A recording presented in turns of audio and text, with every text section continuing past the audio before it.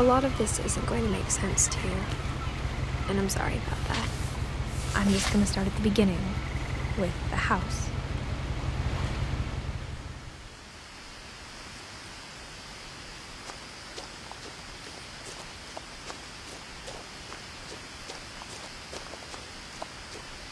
I lived here until I was 11, but I wasn't allowed inside half the rooms.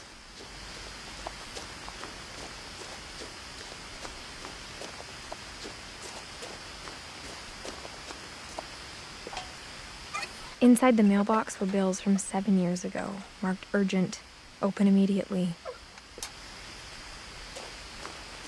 I hadn't been back since my brother Lewis's funeral.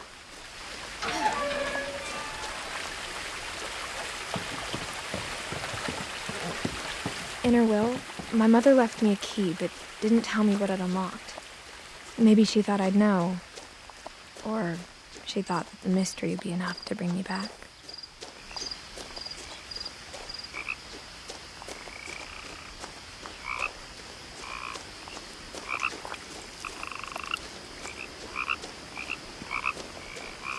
The truth is, even after I inherited the house, I never thought I'd come back to it. But now I had questions about my family that only the house knew the answers to. The woods around the house have always been uncomfortably silent, as if they're about to say something but never do.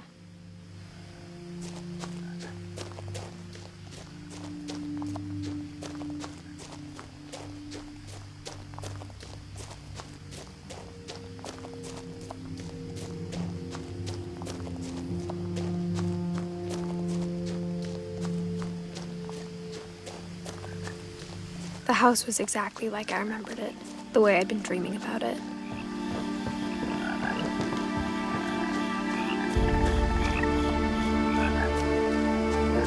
As a child, the house made me uncomfortable in a way I couldn't put into words. Now, as a 17-year-old, I knew exactly what those words were. I was afraid of the house.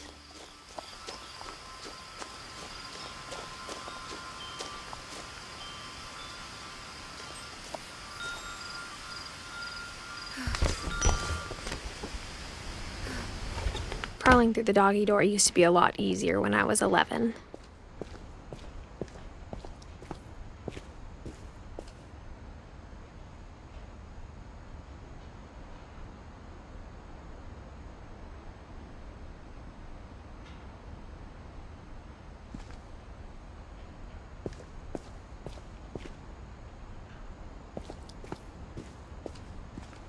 For the first time in years,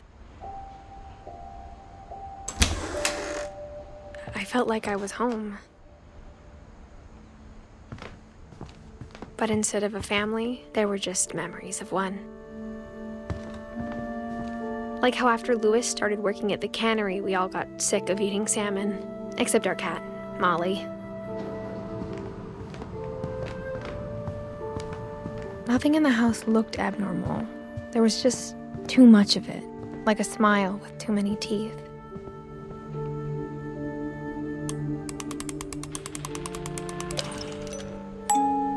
Great-Grandpa Sven built a music box for Barbara, along with the rest of the house. Mom always told me to stay out of the basement, so I wasn't too surprised when the key didn't fit.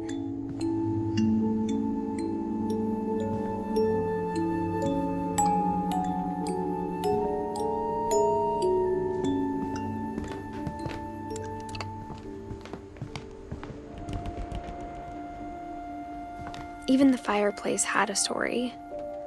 Edie told me the bricks came from the original house, after it sank. The table was still a wreck from the night we left. My mom was the only one of us who could imagine Great-Grandma Edie living in a nursing home.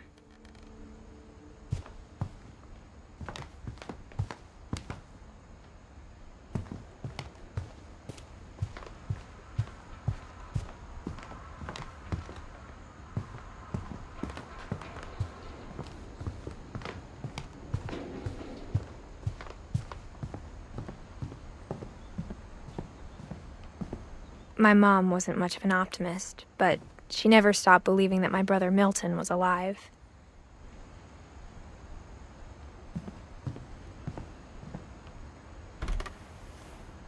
Edie told me once that every Finch who ever lived is buried somewhere in the library.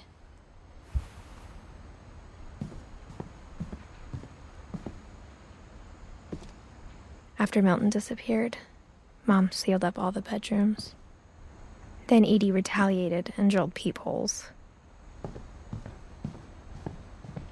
Whenever people ask me about my family, the first thing they always want to know about is Barbara.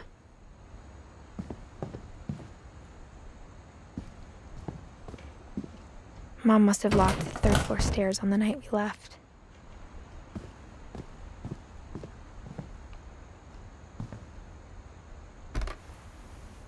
Barbara was a child star for 2 years, until America grew out of it.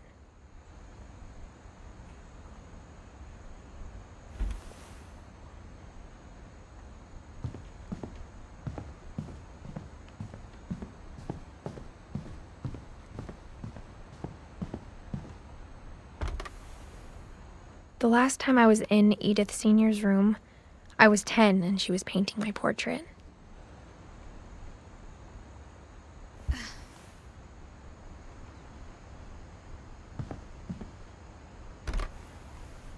My Grandpa Sam spent 7 years sharing a room with his dead brother, Calvin. As a kid, I just assumed every house had peepholes and sealed rooms you weren't allowed inside of.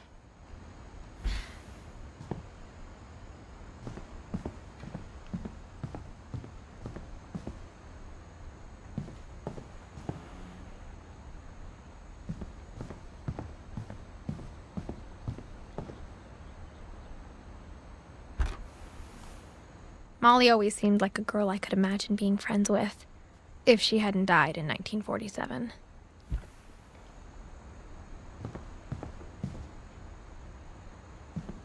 I spent a lot of time playing in Great Uncle Walter's room. I think my mom sometimes regretted not sealing it up. Lewis told me there were secret passages, but I never believed him.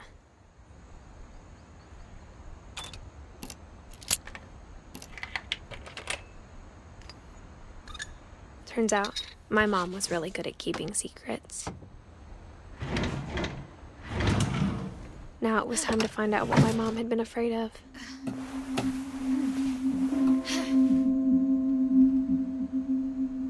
Reading this, maybe it sounds like I had a plan.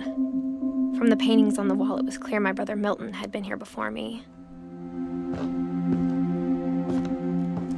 But I had no idea what was behind that door.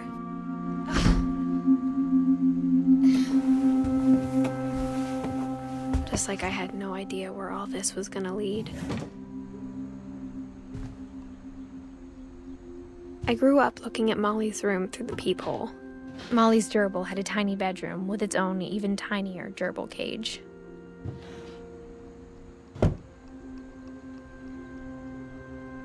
Being inside for the first time, I felt like I'd stepped behind a painting.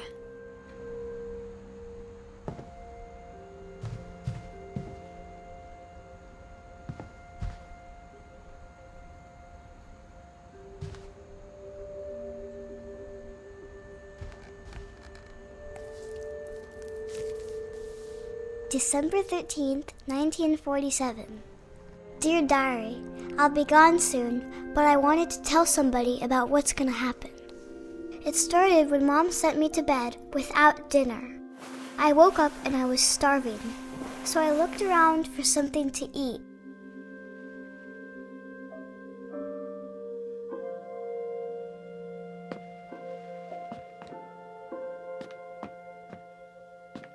The gerbil food was dry, but I didn't mind it.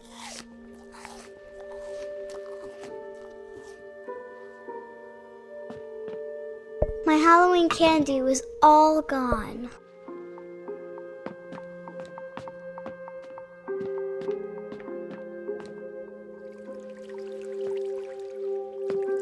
I thought about eating Christopher, but I held back.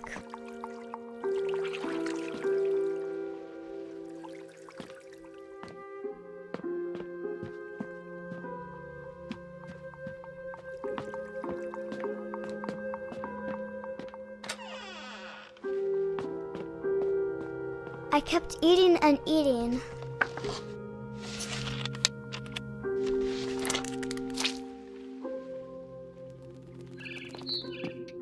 I ate a lot of things that night.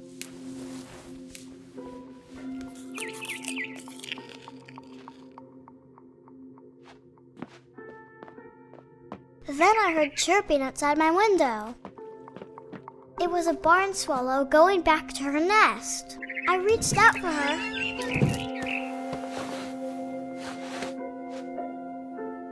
And suddenly,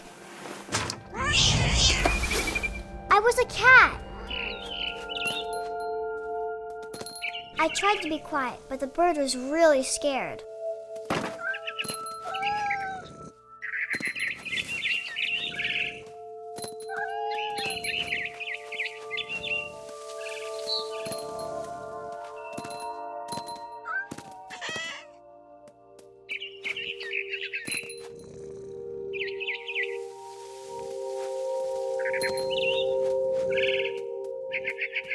I jumped and I almost got her.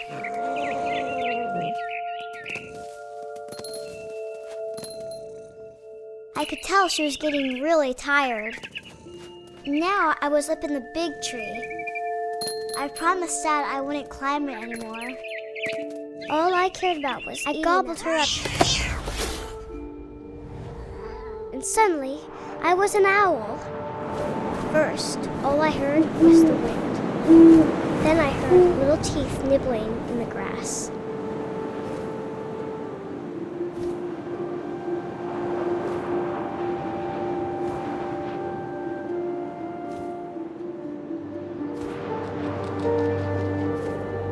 Rabbits.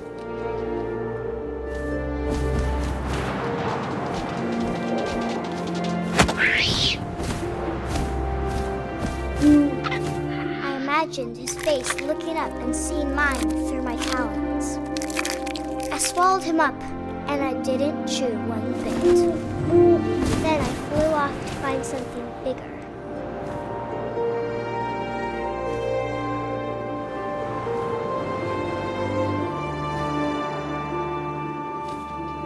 A mama rabbit.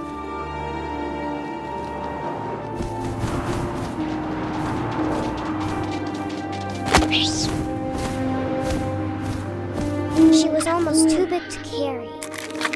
I started choking, but I couldn't stop eating. And suddenly, I was a shark.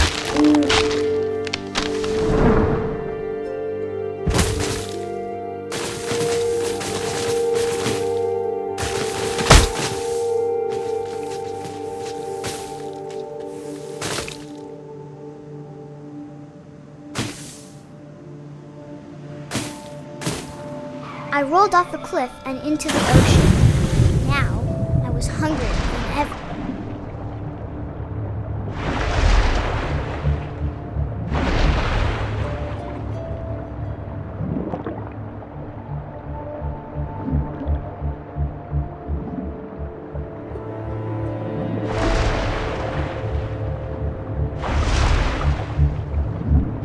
I wanted fat, juicy seals.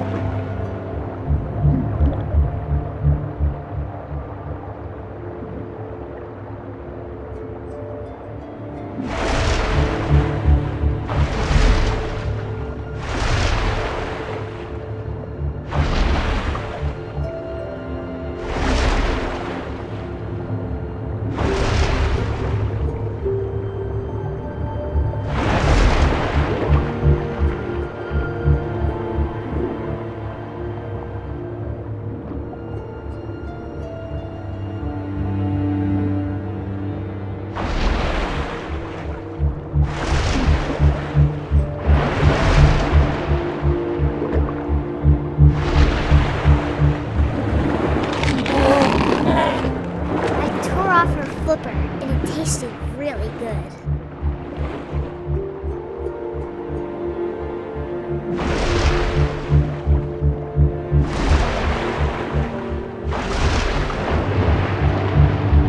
I grabbed on tight. But I was so hungry, I jumped out of the water. When I opened my eyes, everything had changed.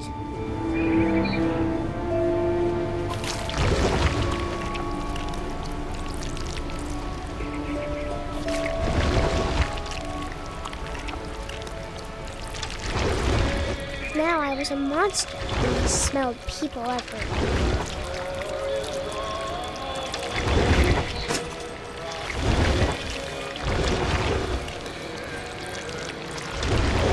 I was big, and I moved real quiet.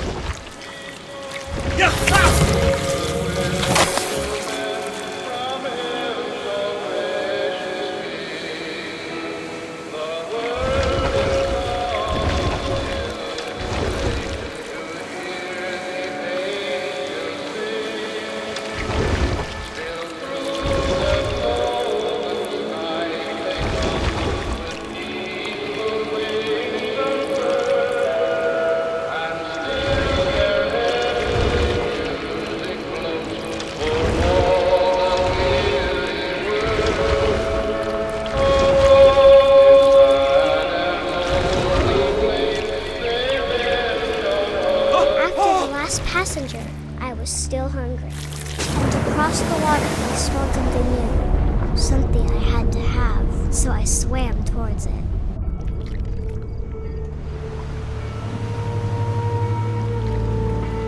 I slithered onto the sand, and the good smell went into an old pipe.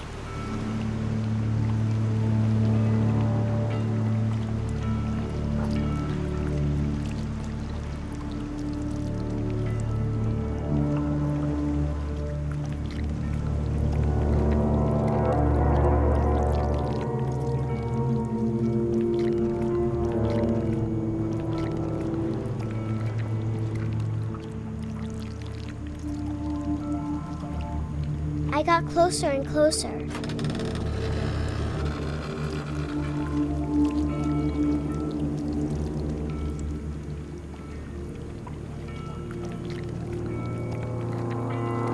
All of my stomach started growling.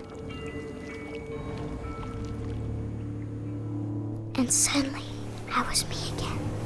I held my breath for a long time, but I couldn't hear anything. I think it's waiting for me to fall asleep. But it's not going to wait much longer. It needs to feed, and we both know I will be delicious.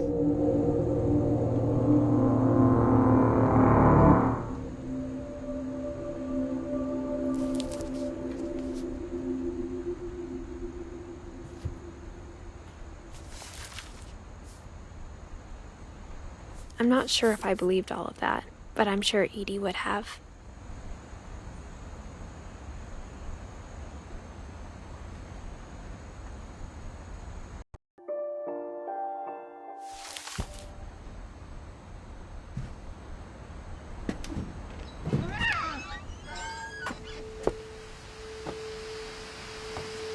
This will be obvious later, but my mom never told me any of these stories. Edie would have, but Mom didn't like bringing up the past. Though, when we adopted a stray kitten, she was the one who named it Molly.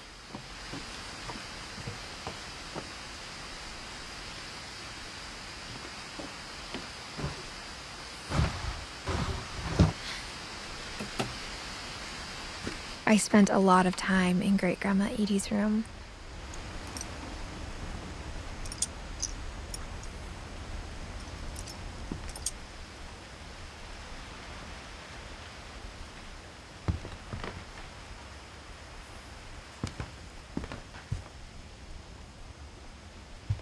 Her room was like a museum.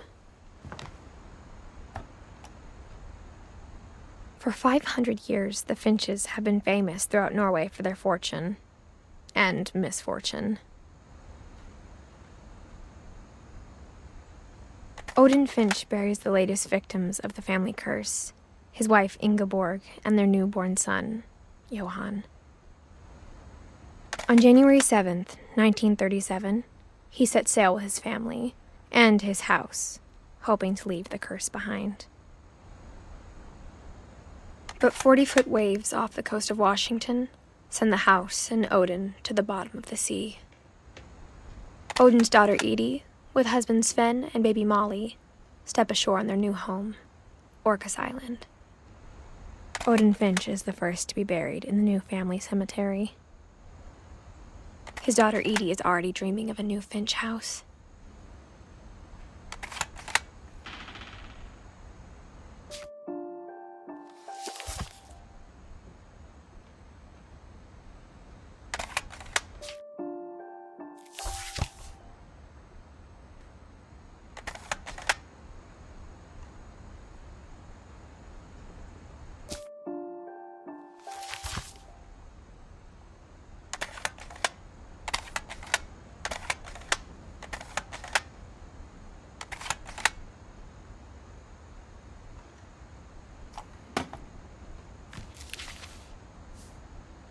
Whatever's wrong with this family, it goes back a long ways.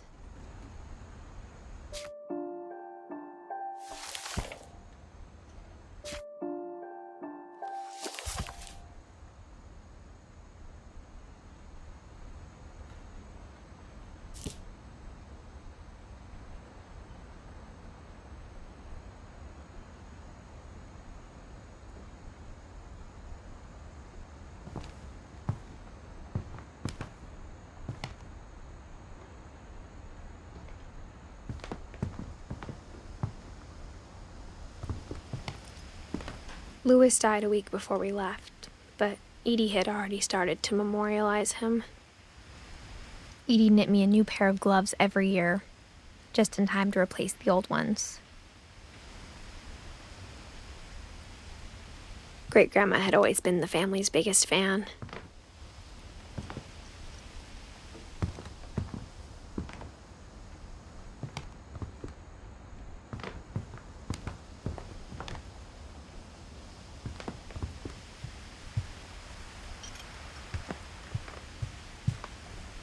Edie gave a big interview about a mole man living under the Finch house. My mom was furious. I hadn't thought of myself as Edith Jr. for a long, long time.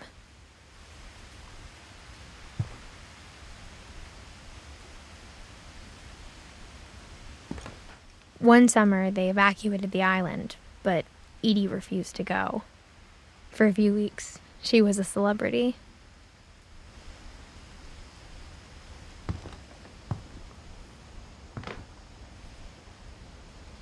When Edie told people Sven was killed by a dragon, she could also have said he was building a dragon-shaped slide that collapsed. She could have, but she didn't.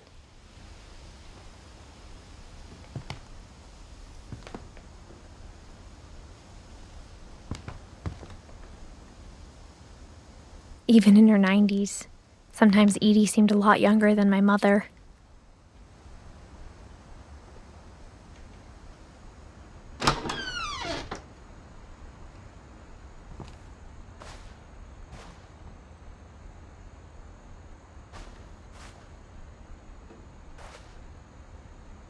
The only trace Grandpa Sam's first wife, Kay, left on the house was the pink bathroom. It was a pretty big trace.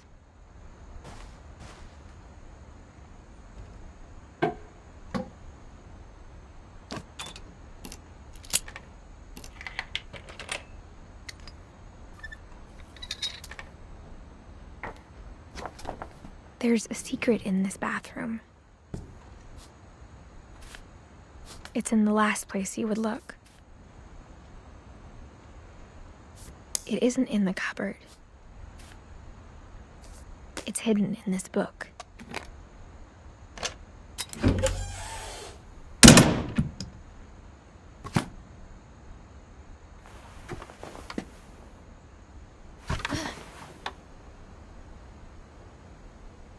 Sven gave Sam an old camera he'd refurbished. He never put it down.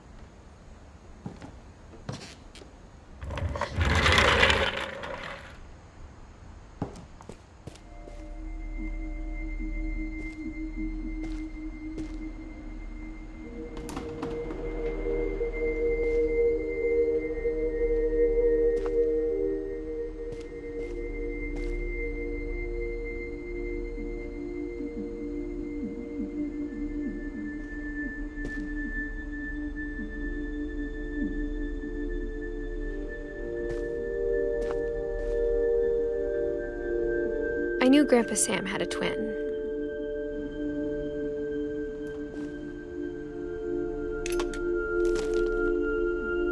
And that he never talked about him.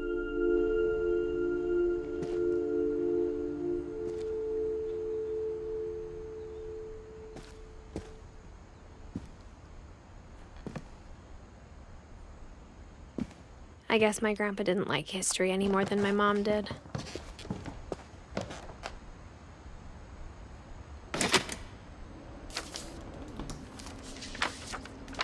How I Want to Remember My Brother by Sam Finch. The thing I remember is that when he made up his mind, that was it.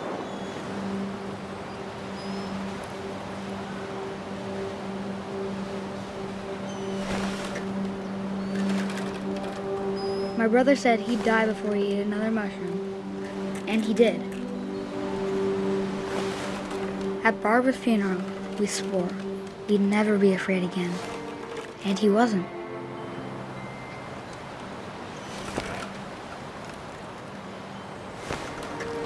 I think Calvin always wanted to fly.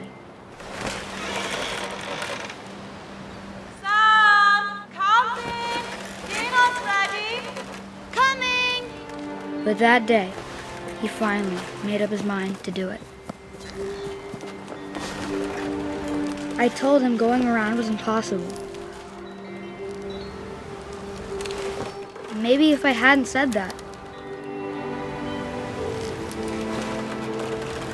Calvin, I'm not gonna tell you again. Maybe if the wind hadn't picked up. Then maybe he'd still be here. But I doubt it. I think he'd already made up his mind. That's what I want to remember about my brother.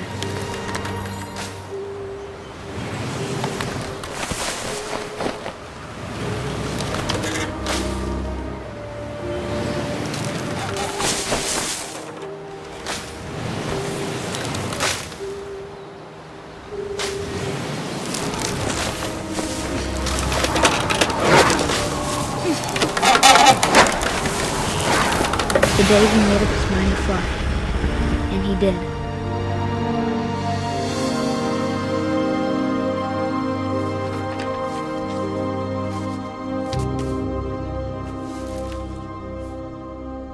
Calvin's story felt strangely familiar. When I was younger, I remember trying to do the exact same thing.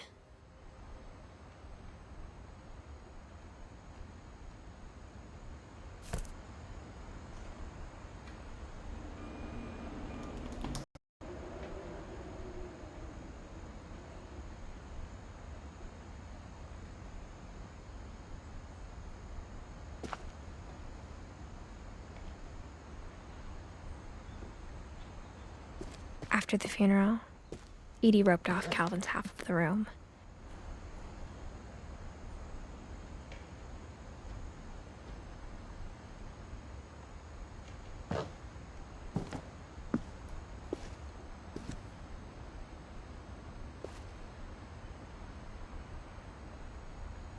Mom said Grandpa Sam enlisted at 18 and never set foot in the room again.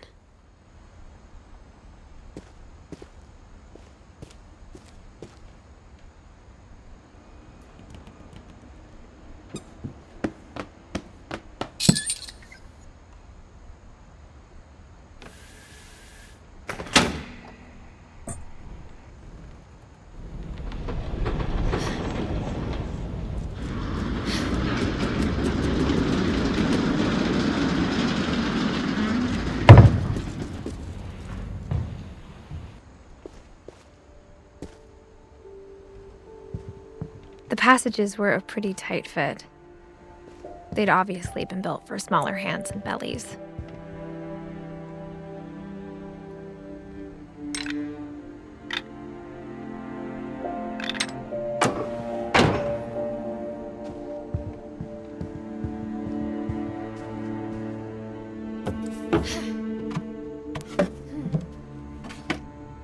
Growing up, I always thought of Barbara as a child star.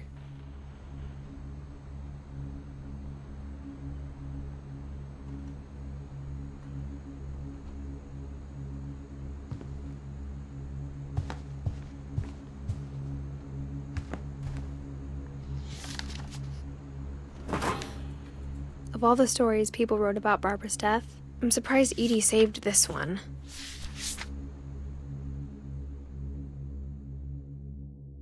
Old Jack here with another ghastly tale inspired by America's most unfortunate family.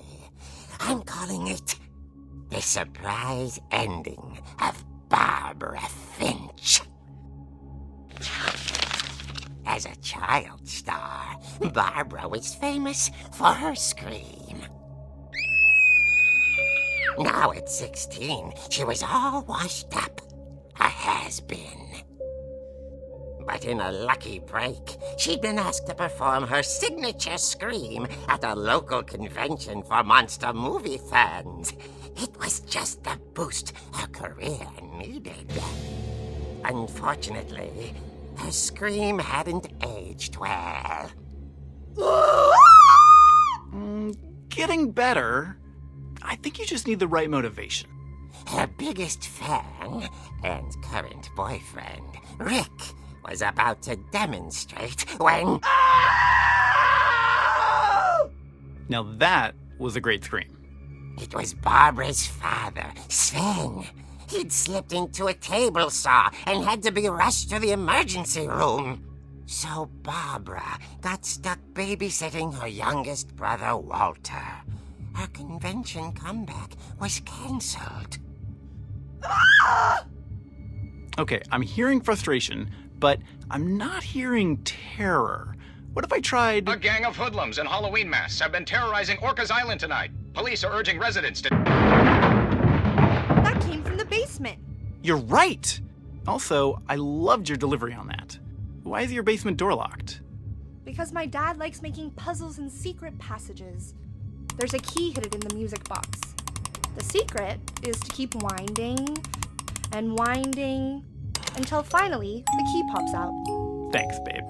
I'll be back in a sec.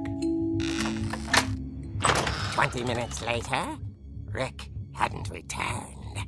So Barbara went to look for him, right on cue. She reached for the music box.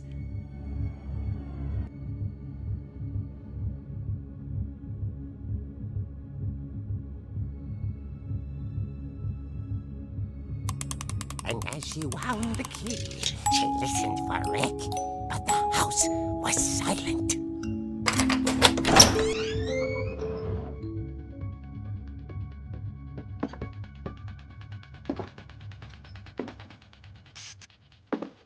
She found Rick's crutch and imagined the worst.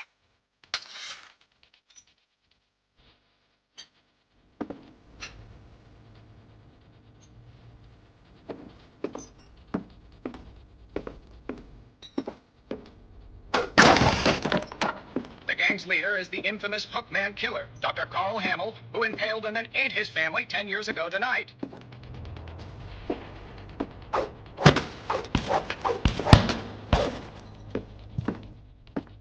Old Fidge rattled and grew still.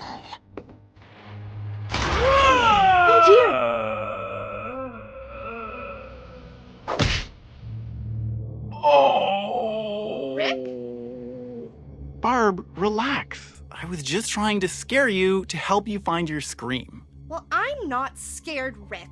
I'm furious. Then act furious.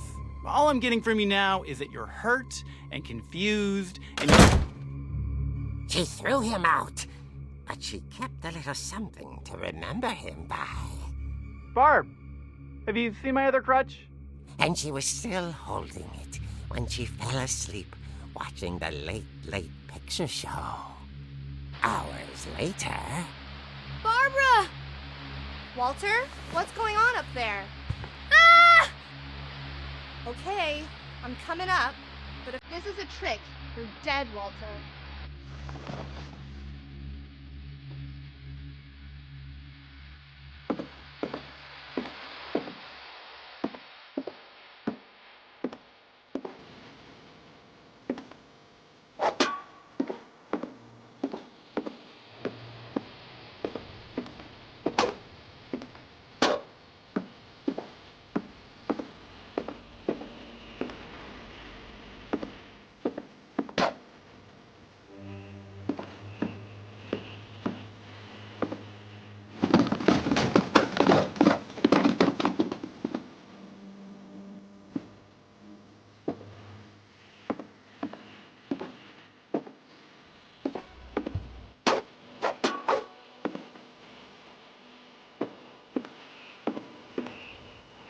Walter, are you there? Walter vanished, but his bedside radio was still on. Orcas Island police described the man as 6 feet tall, with a steel hook for a hand. Residents are urged to lock all doors and windows and notify the police of any suspicious activity. Barbara turned, saw the hookman, and was speechless. He was quite smashing.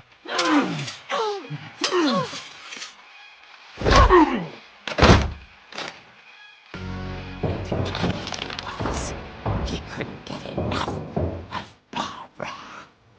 Okay, Barbara, there's gotta be another way out of here.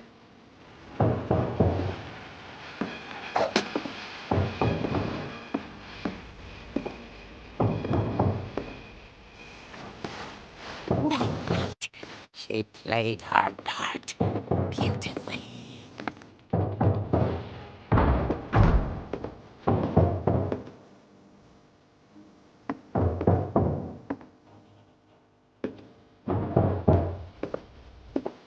She thought about abandoning Walter, but just couldn't do it.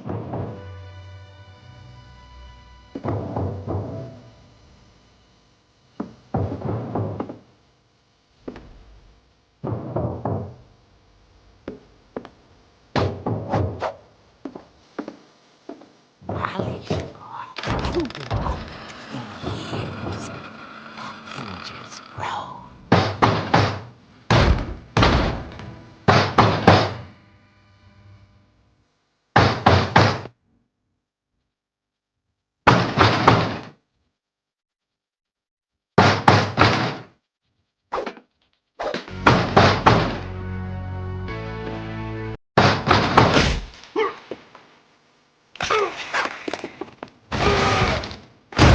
He wasn't moving, but she sensed the story might not be over yet.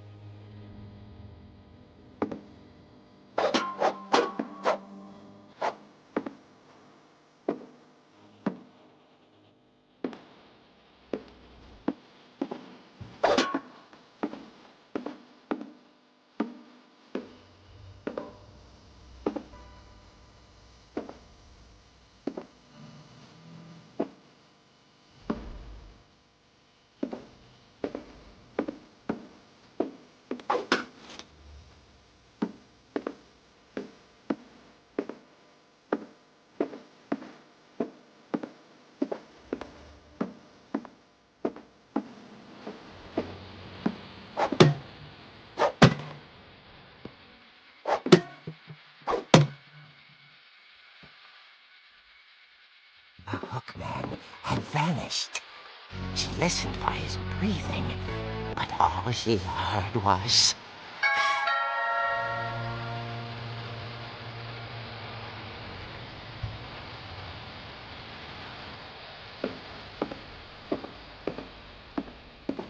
Something was dying to speak to young Barbara. At the door, she whispered. It was coming from inside the house.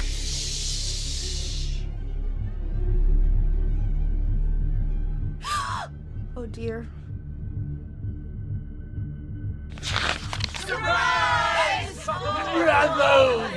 You were wonderful. The monsters had come to surprise her. For Barbara, it was a dream come true. Then she saw what kind of monsters they were, and she realized what was about to happen. She was going to be famous. And with her final breath, Barbara Finch gave the performance of her life.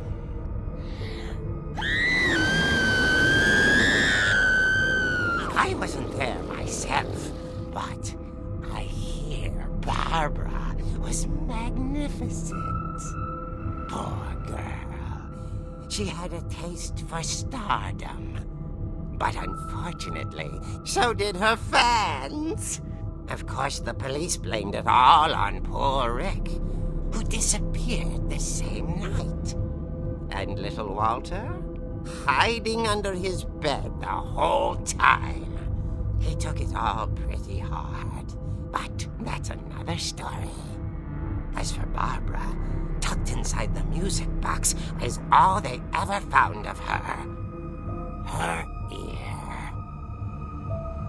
Now that's what I call a real eerie tale.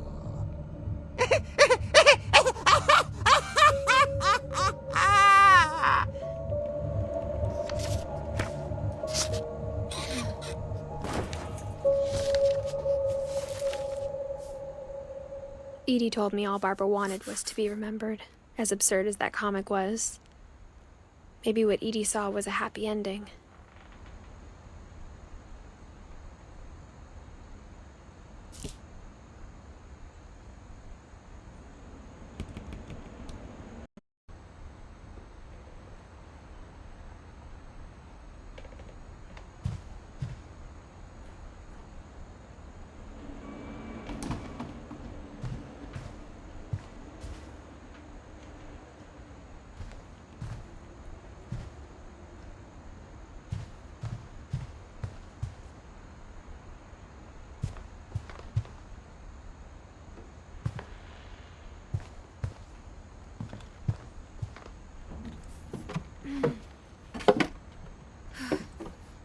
I guess now I know why Mom didn't like me playing with the music box.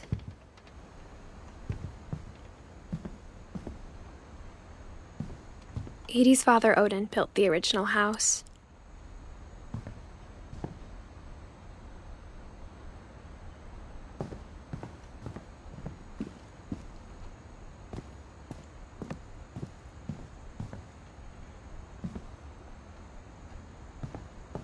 It's funny.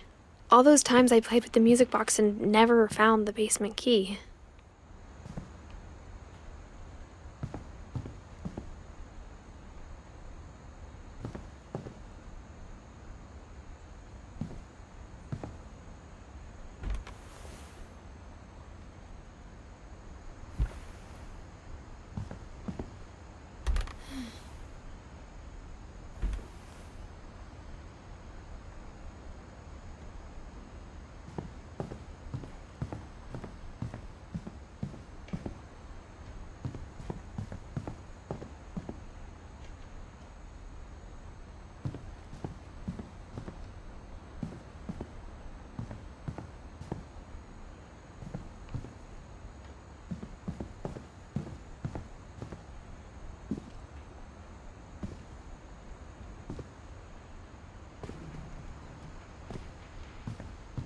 A lot of things got left behind in the whirlwind of that last night.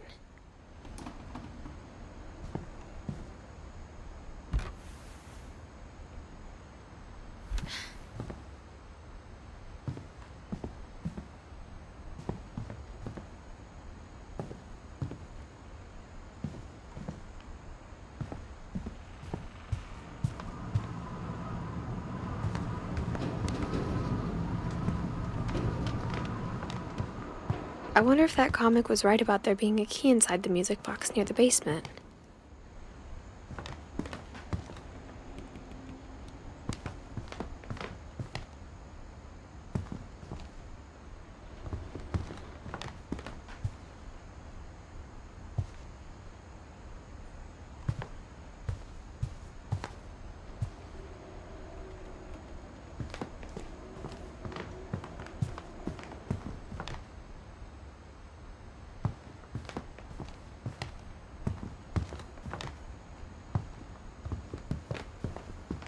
Maybe I should go check out that music box down by the basement.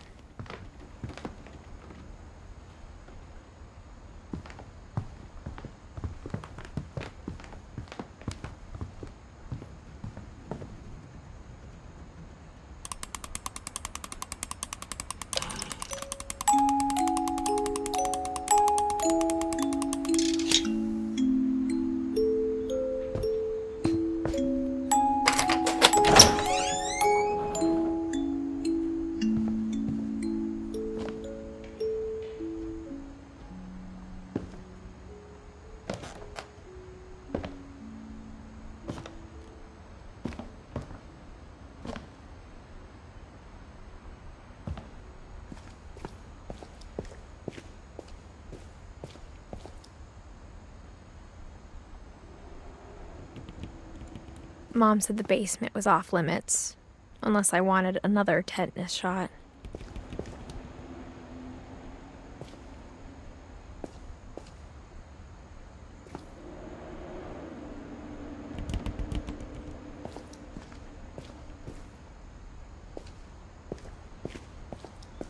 I saw Edie sneak down to the basement once, carrying packages.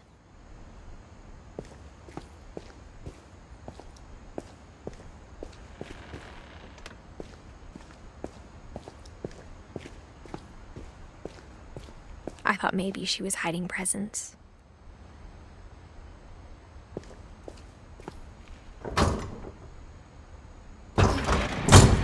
It turned out she was hiding a lot more than that.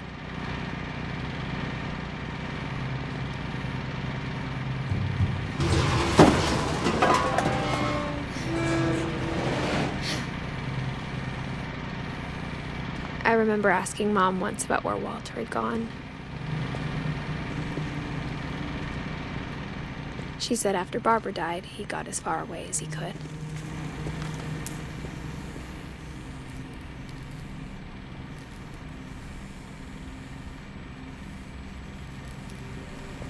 If there's a pattern in all these stories,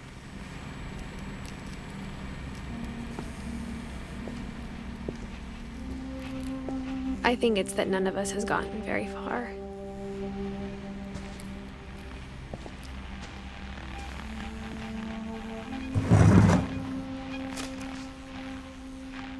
Goodbye, everyone. I can't believe I've been down here for 30 years. On that first day, after the shaking started, I didn't think I'd survive a week.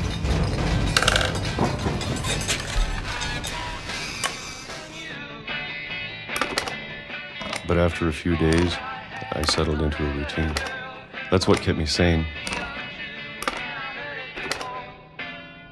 Having a schedule, living for today. I always expected to be dead tomorrow. But if you wait long enough, you get used to anything.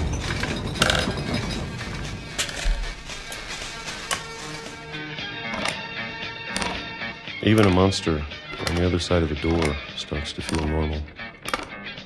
Almost friendly.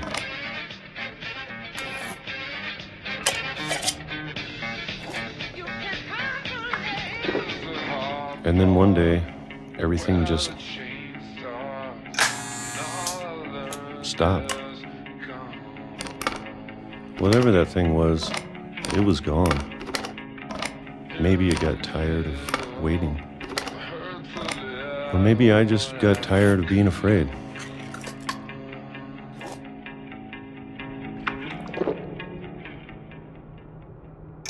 It's been a week now, the longest in 30 years.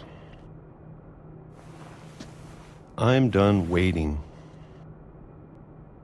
I have to leave while I still can.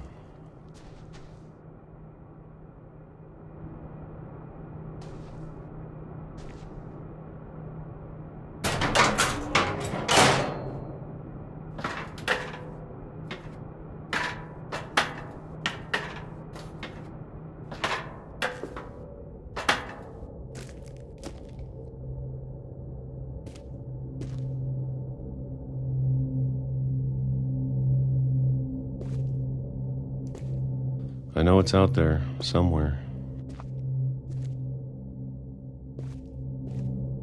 Whatever killed Barbara and Molly and Calvin. Maybe this is all a mistake. But I need to stop living the same day. Even if it kills me.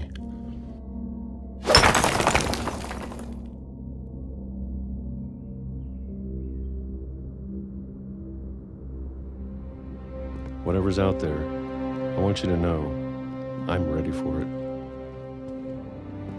I'm going to appreciate all of it, especially the food. I don't mind if I only have a year left. Or a month. for a single week. I'd be happy with one new day. I can already imagine the sun on my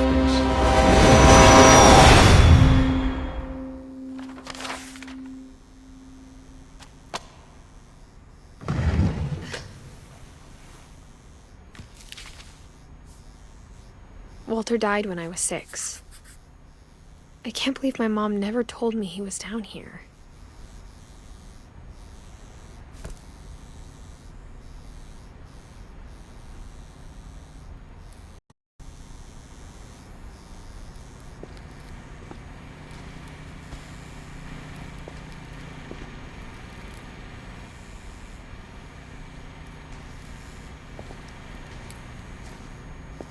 I'm sure my mom was trying to protect me.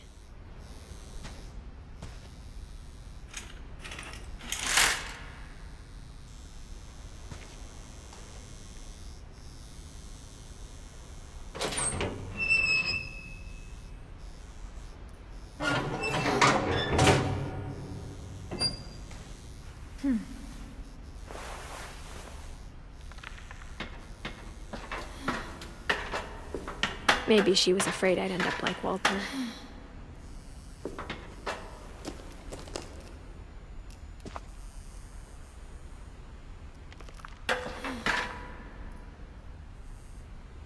But if she never told me about an uncle under the house, I can only imagine what else she was hiding.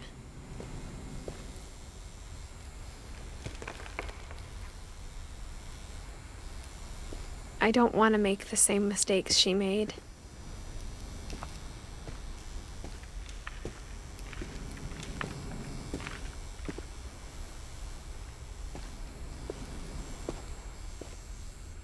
Trying to bury something that's still alive. Now that there's only one of us left, or maybe two,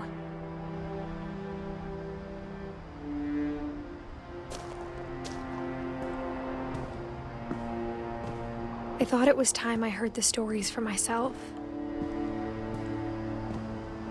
and found out what happened to everyone else. But now I'm worried the stories themselves might be the problem. Maybe we believed so much in a family curse, we made it real.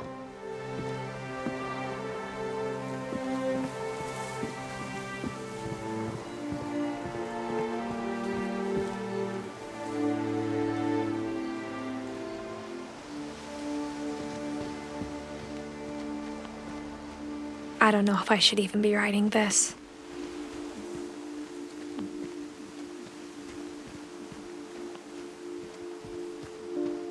Maybe it'd be better if all this just died with me.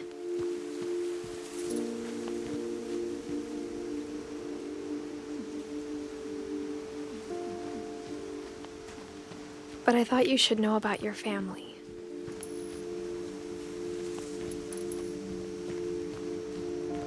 And the history you're a part of.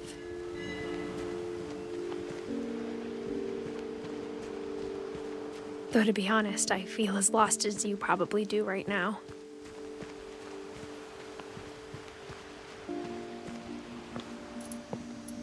I think the people in these stories believed them, for what that's worth.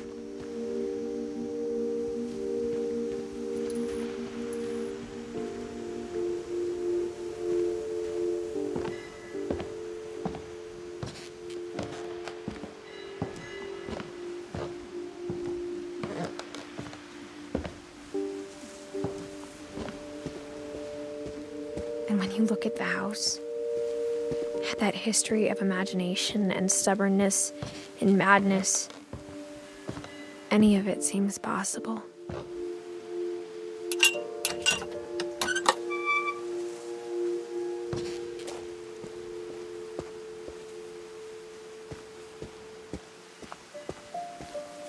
I think we've been surrounded by death for so long, we've just gotten used to it.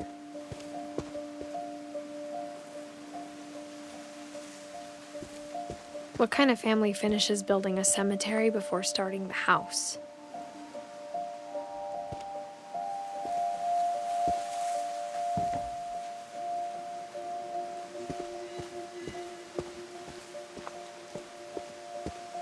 It's embarrassing for me to admit this, but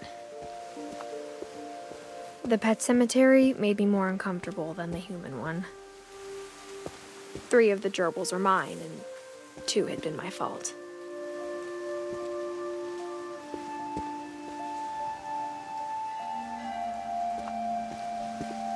Sven built the house, but it was Edie who designed the cemetery.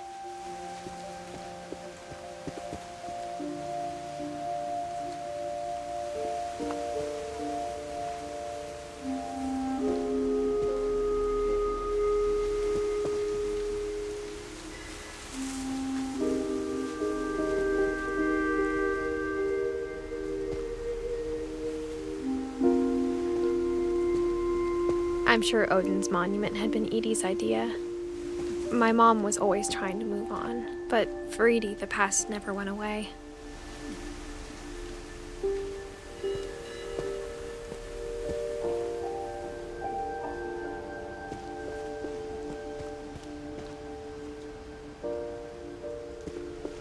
She could see it poking out of the water at low tide.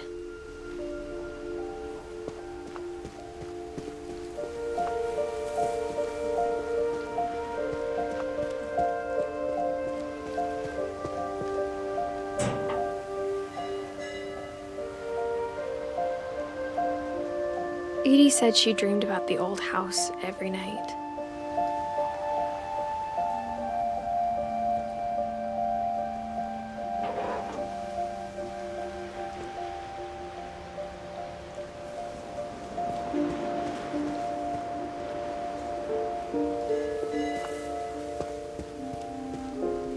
Edie's side was always easier for me to understand. But the older I get, the more I can see where my mom was coming from.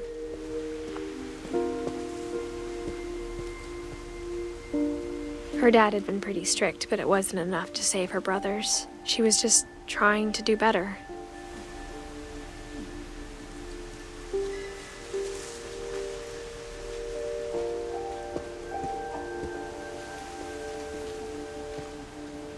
She lost 2 of her brothers, just like I did. I get why she tried so hard to protect us.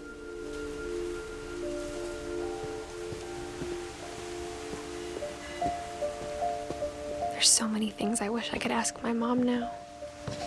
Part of me thinks this is what she wanted all along. For me to come back someday and find everything out for myself.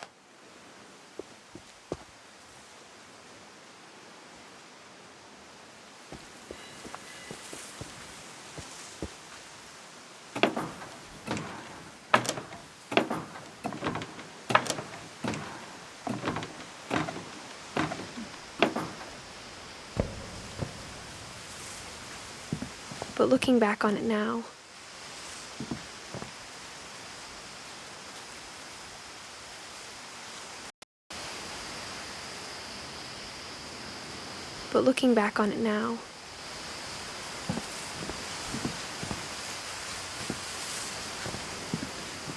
if she told me there was going to be so much climbing, I never would have come when I was 22 weeks pregnant.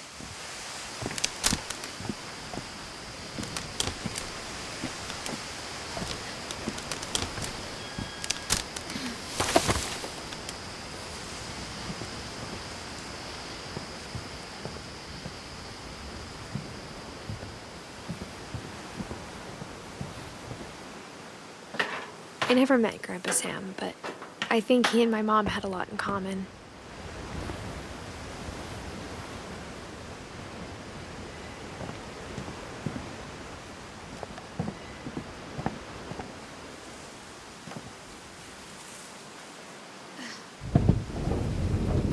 They were both pretty intense. Sam spent his life shooting photos, but Mom said he got nervous being in front of the camera. I guess we're all afraid of something.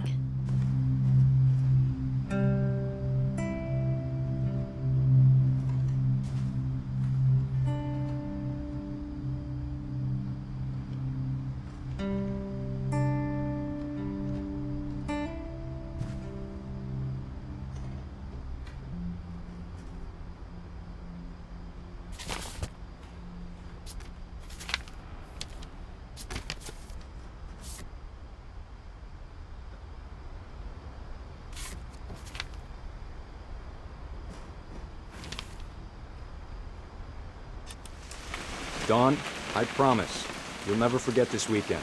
Yes, sir. These memories are gonna last a lifetime. Hmm? Am I gonna have to shoot anything? It's a hunting trip, Dawn. Shooting is strongly encouraged.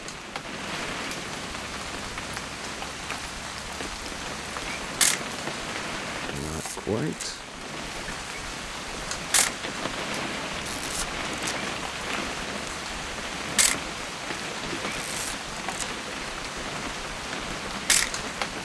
Shouldn't we be leaving?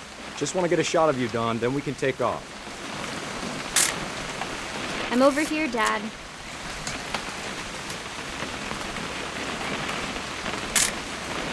Just need to get a shot of you, Dawn, then we can hit the road.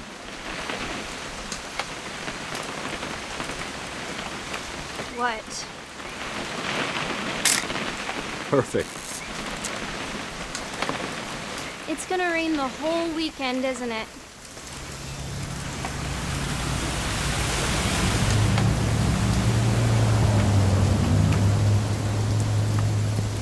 I will never forget this weekend, Dad. That's the spirit.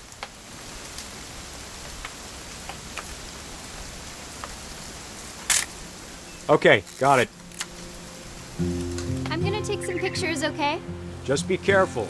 The camera's older than you are.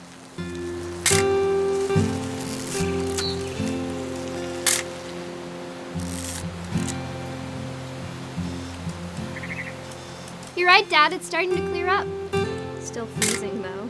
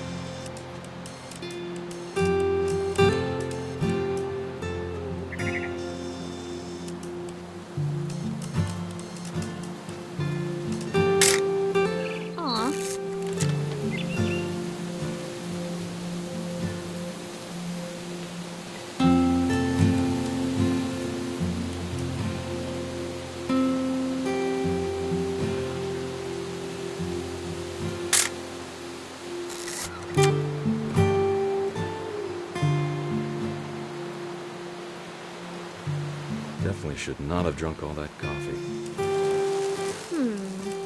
Hold still. Hey! That's a keeper. I'm just saying, I'm not always gonna be here, Dawn. You'll need to remember this stuff, if you want to survive. I'll be fine, Dad. You know who else thought he was gonna be fine? Some guy who died.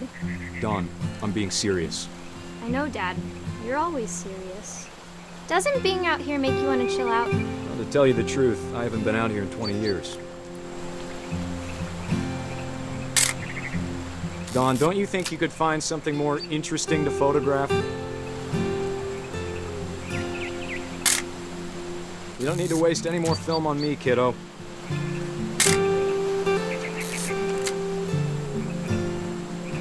Last time I was with my brother Calvin. Man, that was a great trip.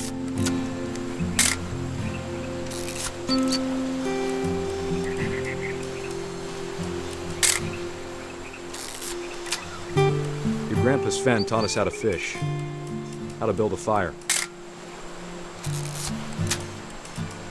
We found an old logging trail. There were deer everywhere. I bet if I could remember where that trail was, we'd spot a buck for you in no time. Give me a minute to check the map.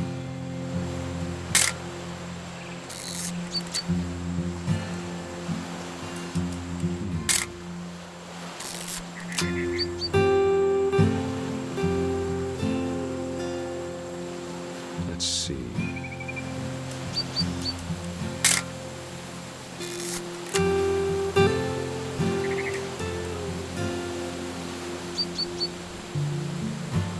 Maybe.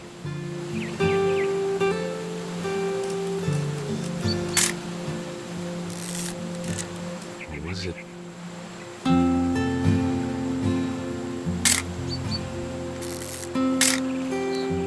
It could have been.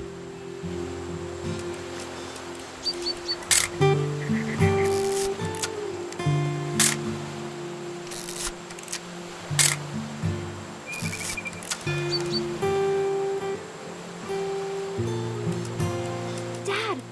Good eyes, Dawn.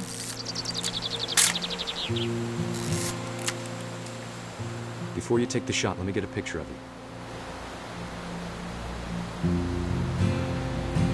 Dad, I...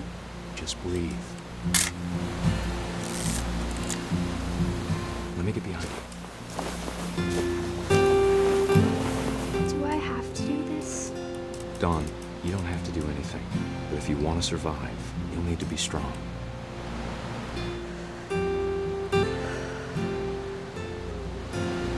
Now keep yourself squared up, elbows down, like we practiced. Whenever you're ready. Great shot, Dawn!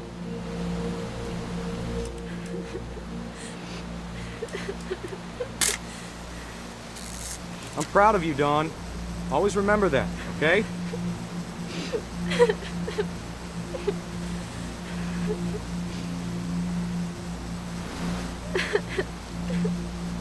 Sorry, Dawn. Just gotta reset the timer.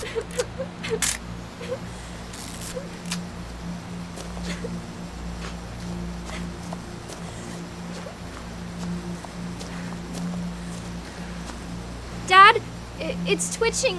I think That's it's totally normal, Dawn. Just focus on the camera. Try not to think about— Dad!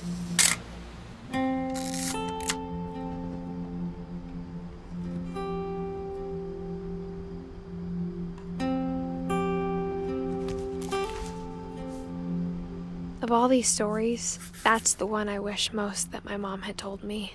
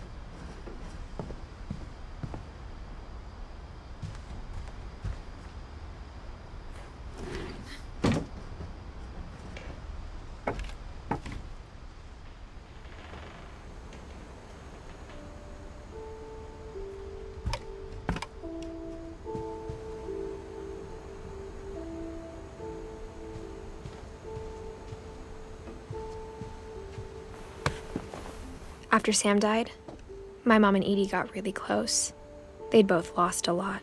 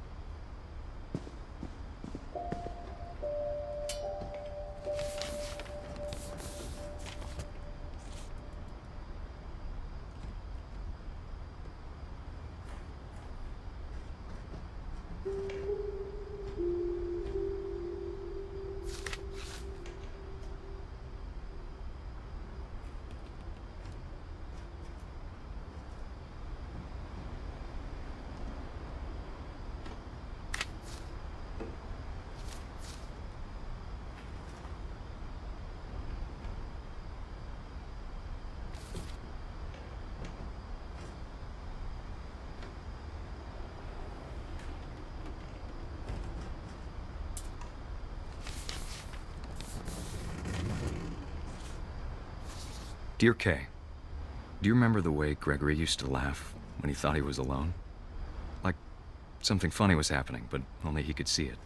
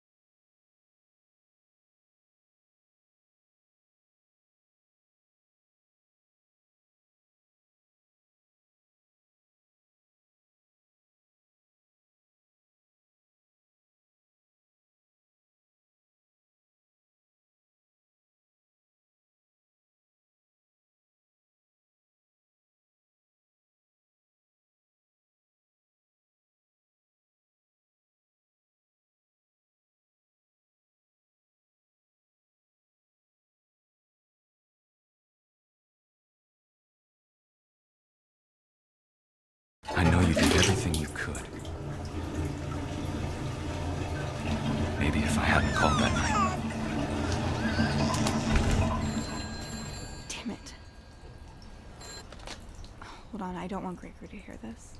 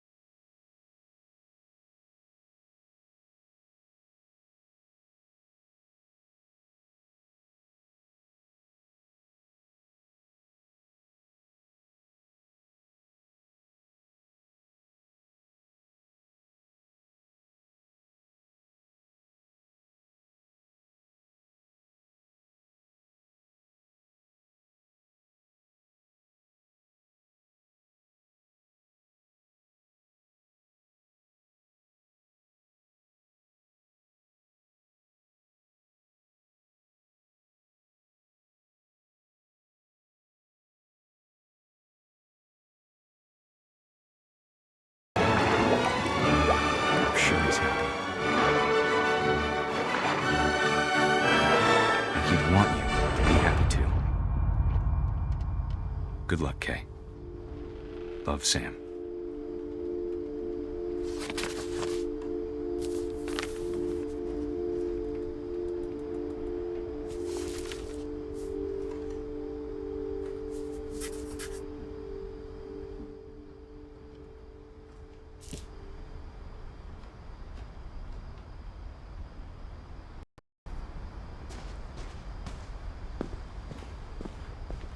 I can't imagine my mom ever writing poetry, and yet...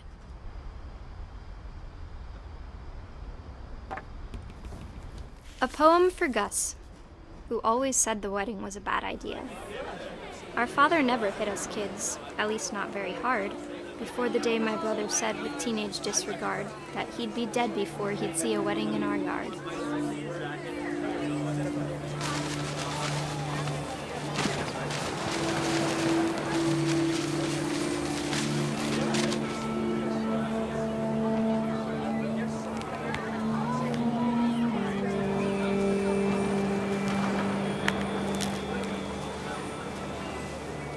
My father made him come, of course, but Gus stood far apart, just flew his kite and bottled up the storm inside his heart.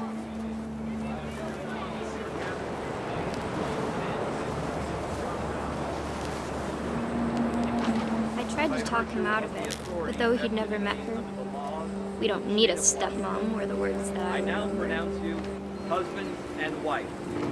You may kiss the bride.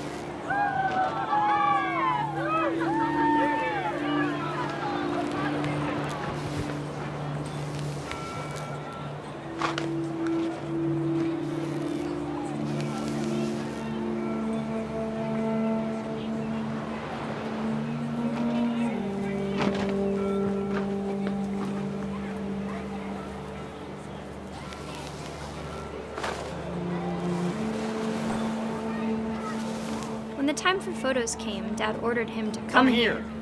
But Gus declined, and as a sign held up his middle finger.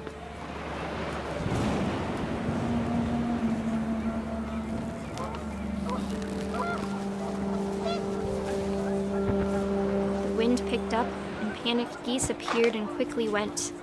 But all the humans did that day was go inside the tent.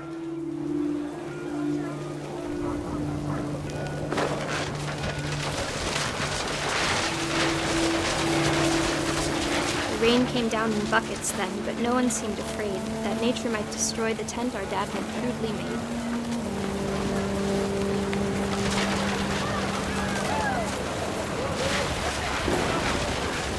The thunder sounded much too close and full of angry power, but all my father said to this was, "Make the music louder."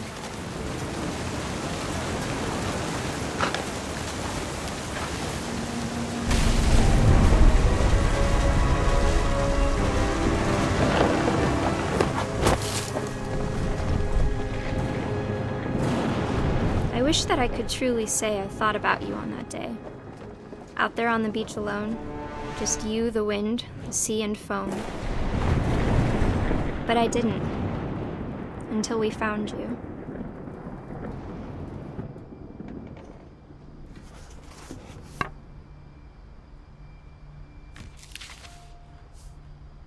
She never talked about him, but Mom told me once if I was a boy, they were going to name me Gus.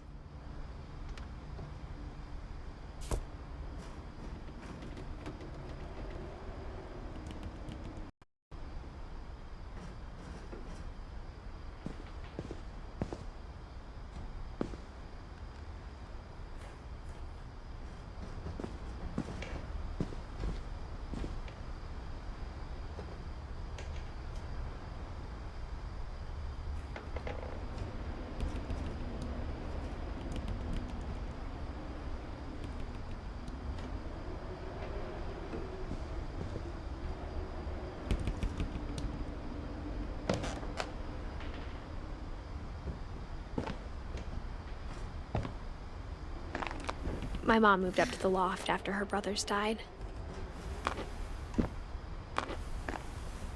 At the time, it was as far away as she could get.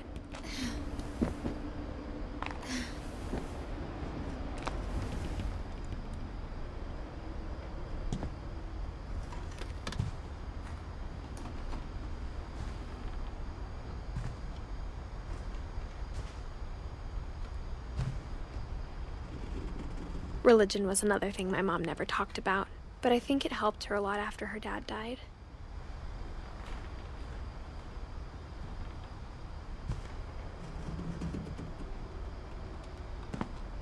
She spent a summer building houses in Calcutta, where she met my dad, Sanjay.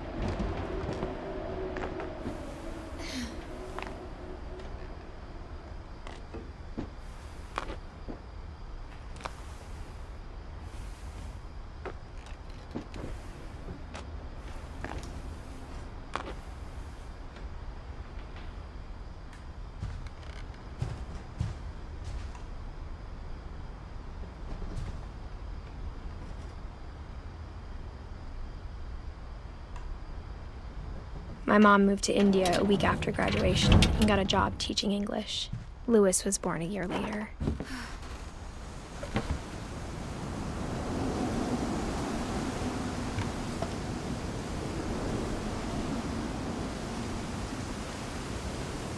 When my dad died, I don't think Mom knew where else to go.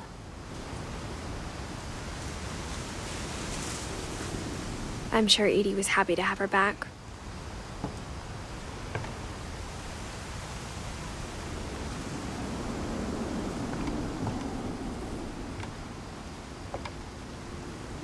And to see kids in the house again.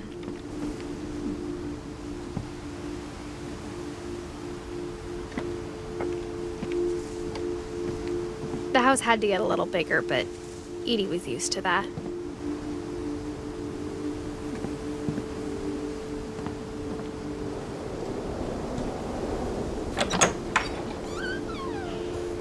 And for a while, things were good, almost normal.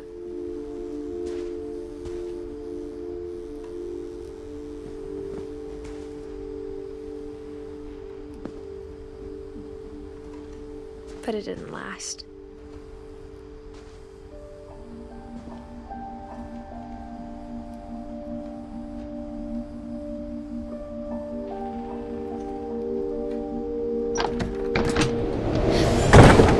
The beginning of the end was Milton's 10th birthday, when Edie gave him a castle.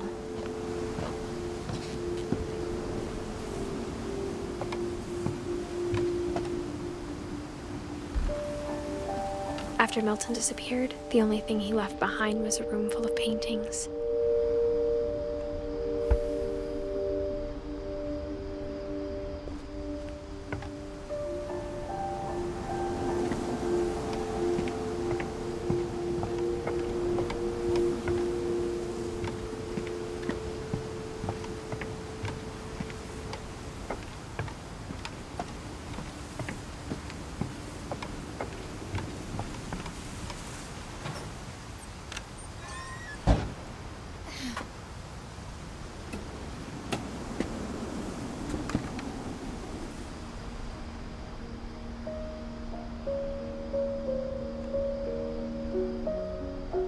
I think Edie was happy to finally have another painter in the family.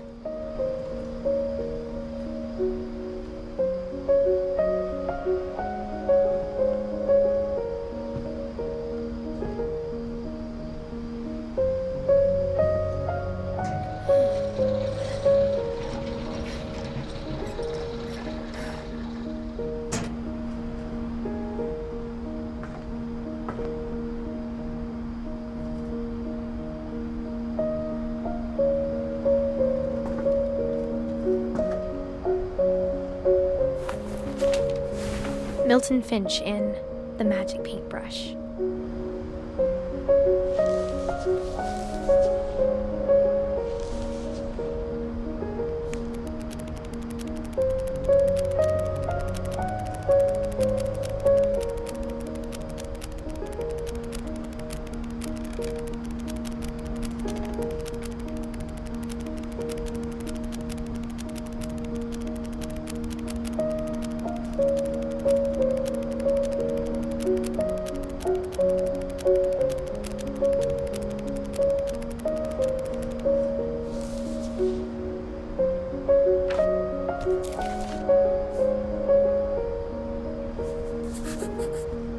I was 4 when Milton disappeared.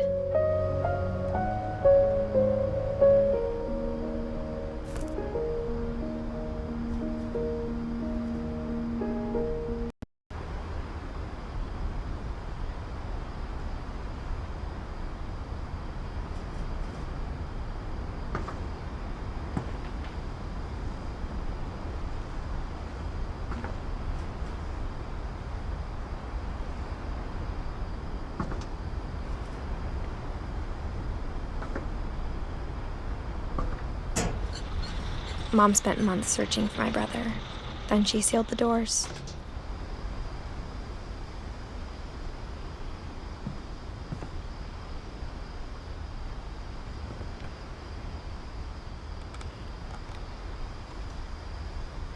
Whatever Milton had found in the house, Mom didn't want it getting out.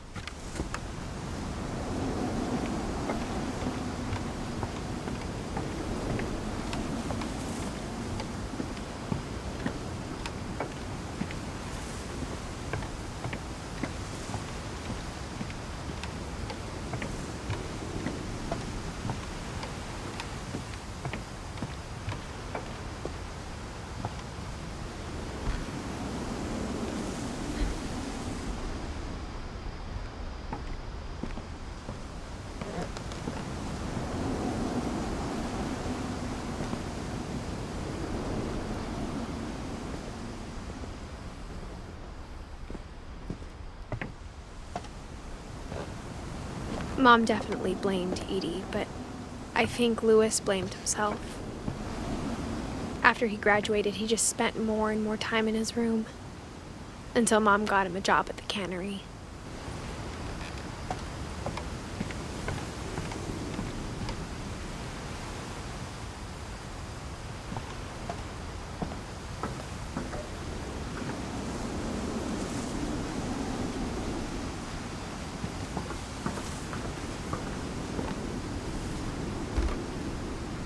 Everyone always told me to stay out of Louis's room, except Louis.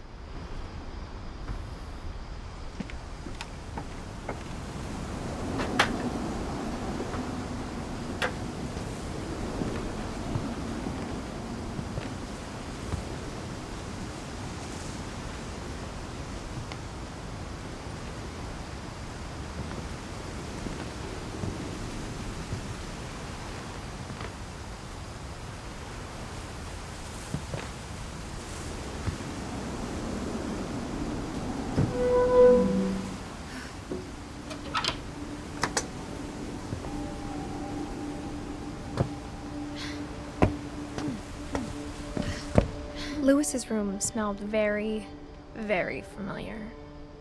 That part of him lived on.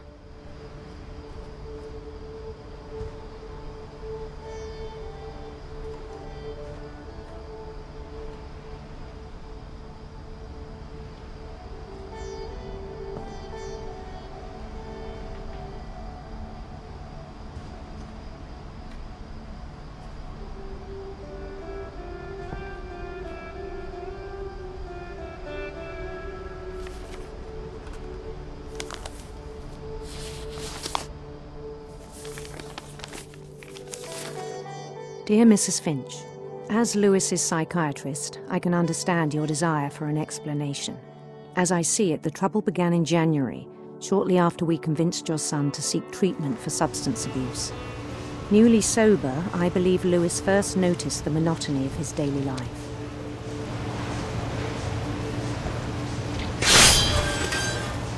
He kept working at the cannery.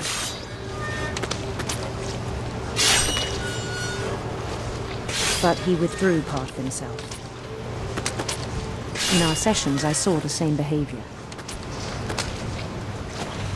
His mind began to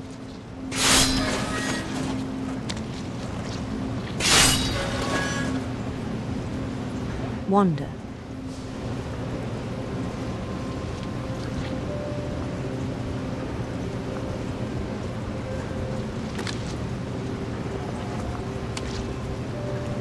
I asked him to describe it. He said he started small, imagining a labyrinth. he'd feel his way about.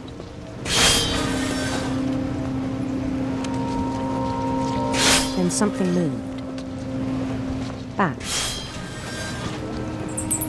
And toads.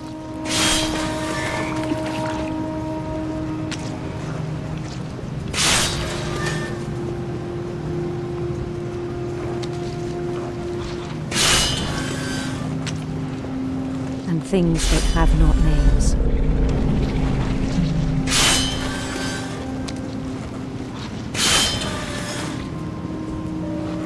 He knew it was all in his head. He took it very seriously. I had hoped he'd find himself.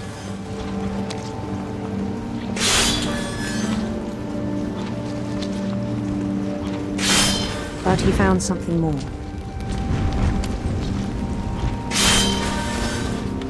I worried about him then, daydreaming at the cannery. I spoke with his boss. But he said Lewis had become a model employee. Methodical, tireless, focused. Like a whole new Lewis. So I let him go on.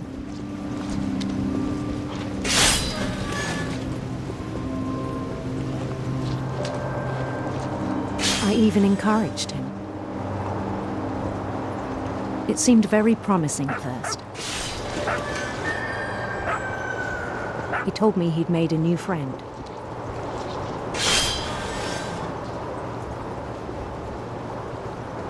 On the edge of a city he named Lewis Topia.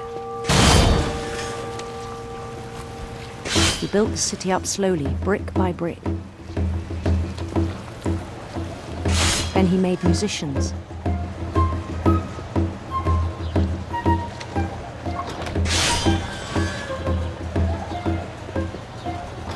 And songs for them to play.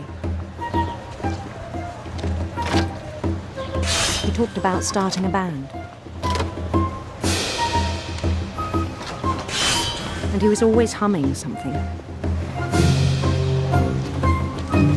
Every day his imagination grew stronger.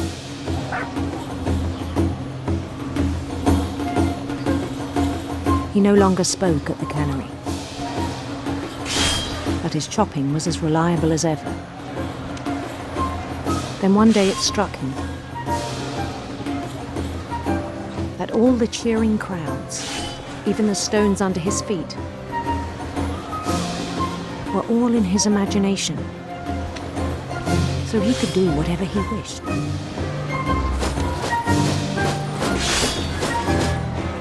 He held an election for mayor. And he won. They begged him to stay, but his mind was already wandering. It became a game for him.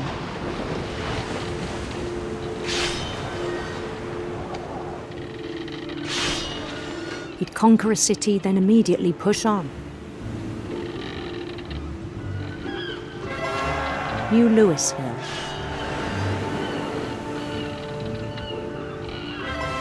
St. Louis.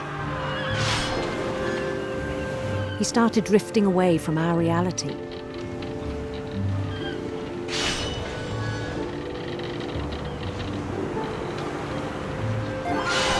Minneapolis, until one day he forgot to go home from the cannery. Even as his mother pleaded with him, part of Lewis kept sailing on.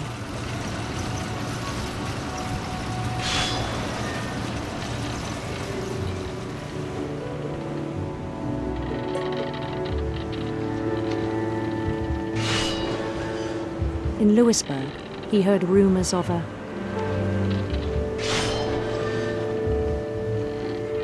beautiful prince.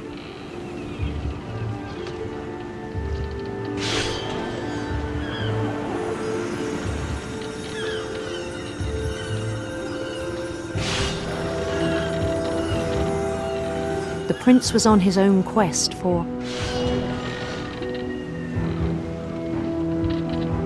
radiant rainbows,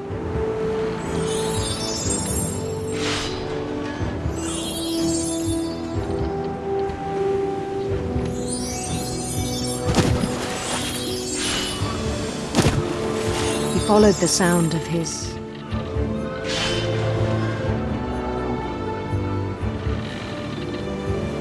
silver harp.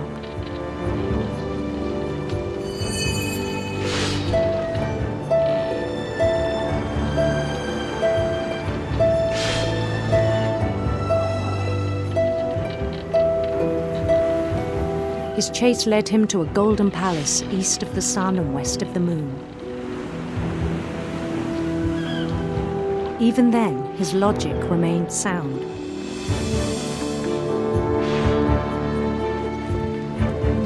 He knew the world was all in his imagination.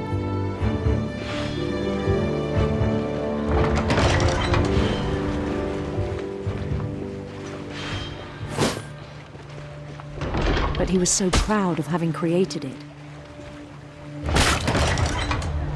In his own eyes, he'd become something greater than a king.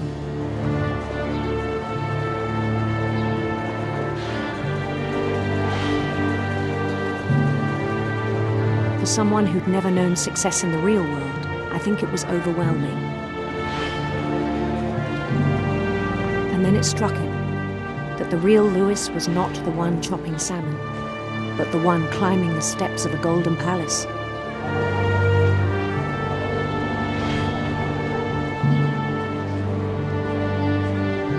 My imagination is as real as my body, he told me.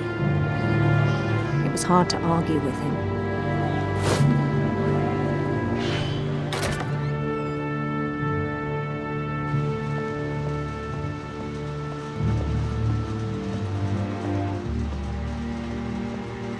He began to forget the world we know.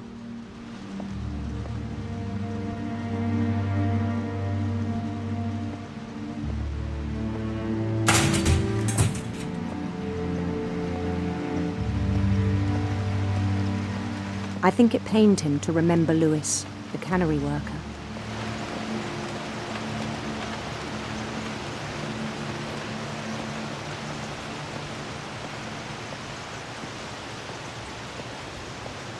He began to despise the man with a royal contempt.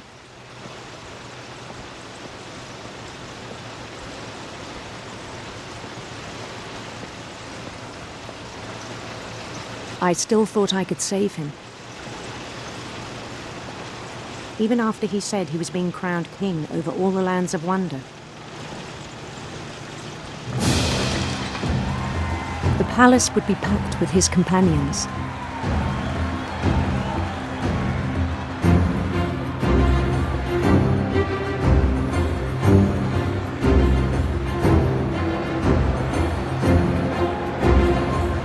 Including the wise Calico who'd insisted on advising him.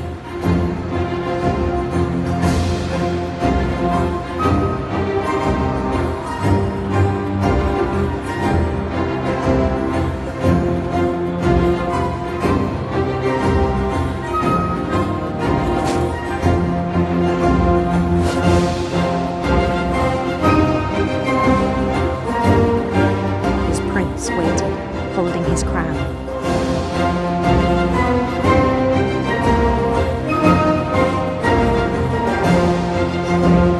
There was only one thing left to do.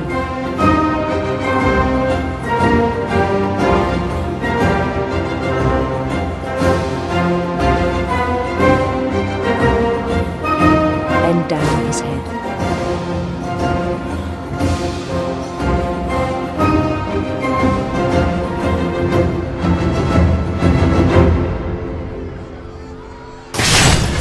The rest I think you know. Mrs. Finch, your son was a kind man who will be missed by all of us who knew him.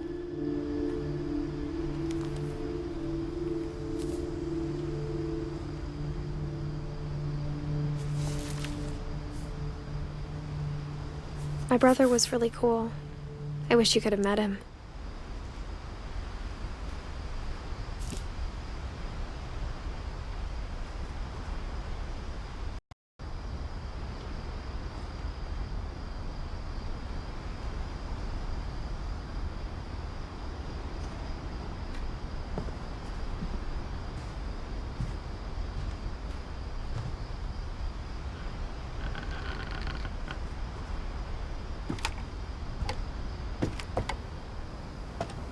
On the way back from Lewis's funeral, my mom told me to start packing.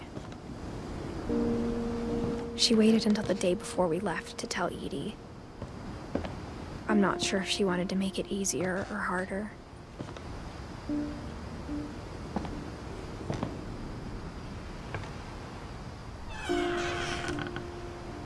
I wish we'd stayed. But I understand why we left.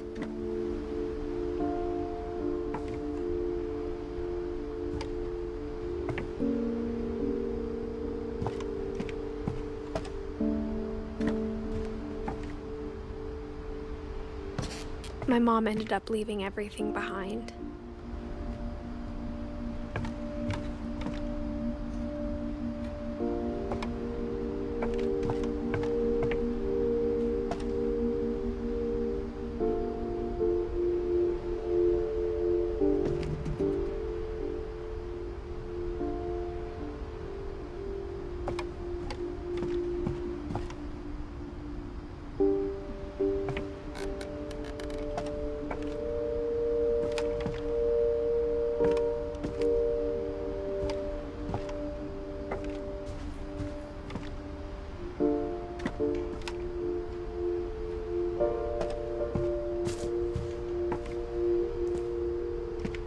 What happened that night had been coming for a long time. Maybe it should have come sooner.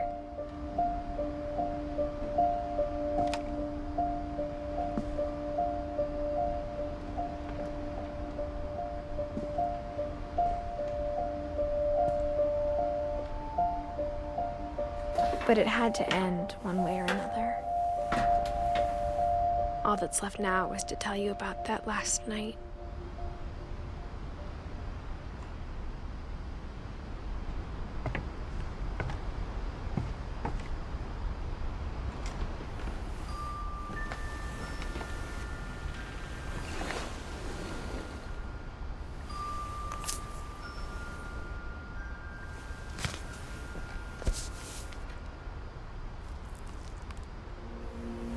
That whole last day, Edie just watched us pack and didn't say a word. Until supper, when she raised her glass and said, "To our final night together, and all our final nights apart." Grandma, you know what I said about alcohol. Some of your medications are very Edith, specific. I left a present for you in the hallway. Why don't you go open it? The grown-ups have to argue now. I'm sorry, you're right. We're all leaving tomorrow. Let's just enjoy our last... I'm not leaving. Edith, you're excused.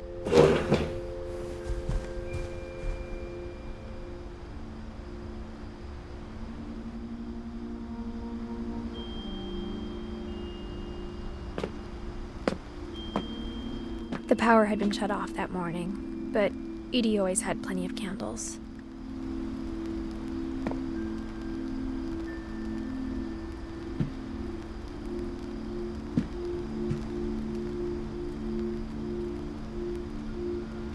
When my mom sealed the library, I don't think she knew about the other entrance.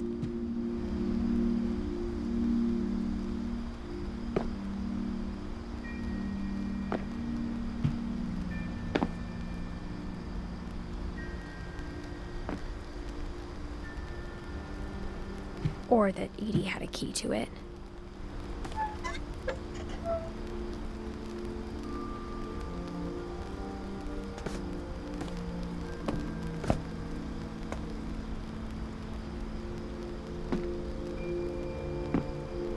Thing you're afraid of isn't going to end when you leave the house. Edith has a right to know these stories. My children are dead because of your stories. I think it's best if Edith and I leave tonight.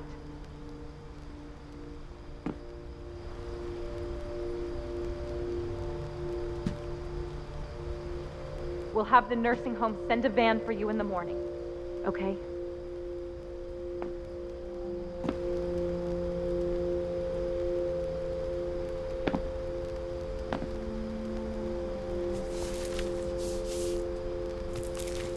Dear Edith, there's so many stories I wish I could tell you, but they're there's only time for one. This is about what happened on the night you were born. That night, the tide went way, way out.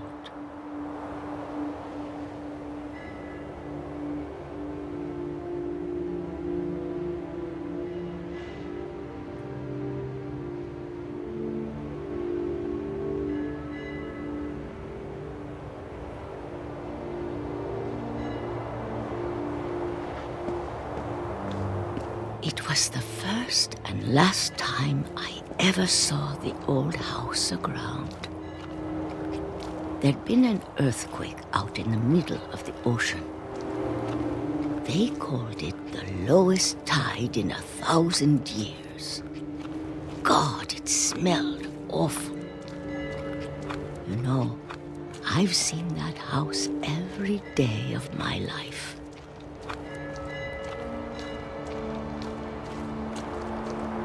I never thought I'd go back to it. When the fog rolled in, I lost my way.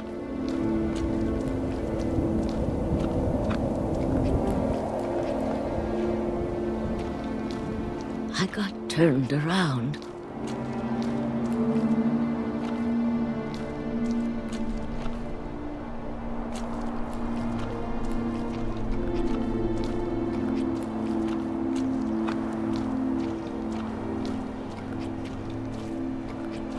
For a while, I wandered.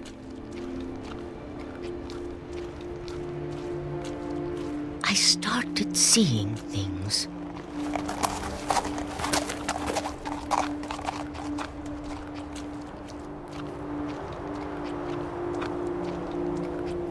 Things I'd forgotten had ever existed.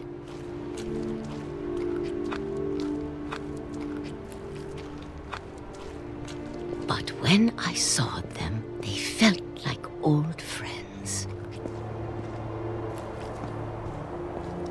That night, a lot of things came back to me. Or maybe I came back to them.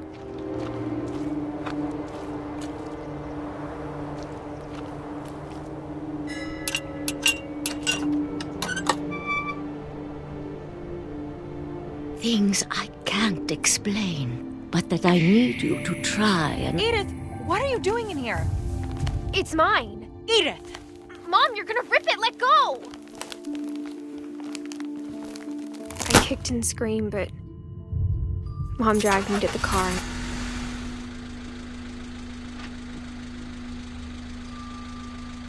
I never saw Great-Grandma Edie again. The next morning, the van came to pick her up, but she was already gone.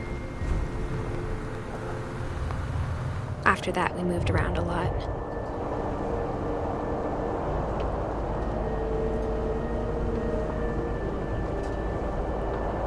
We both tried to make the best of it.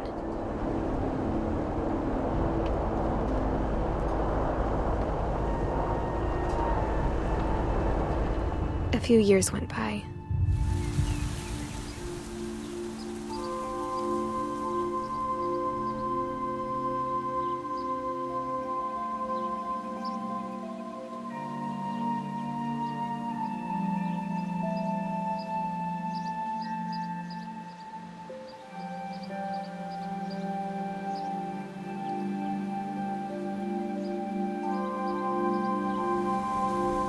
My mom didn't like to talk about it,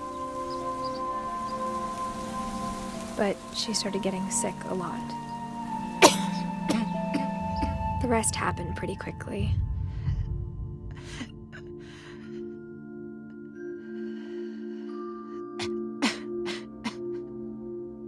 She got better for a while, and then she didn't. And then I was alone. The last Finch left alive.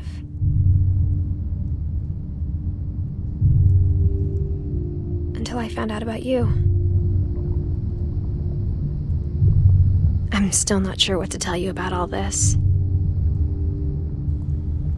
If we lived forever, maybe we'd have time to understand things. But as it is, I think the best we can do is try to open our eyes and appreciate how strange and brief all of this is.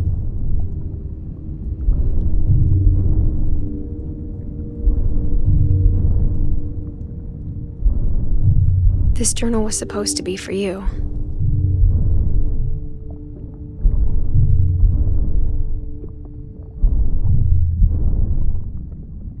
But now I hope you'll never see it.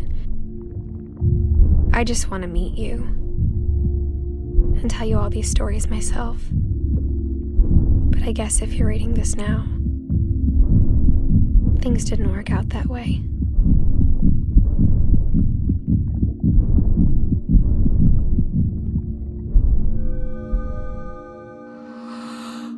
This is where your story begins. I'm sorry I won't be there to see it.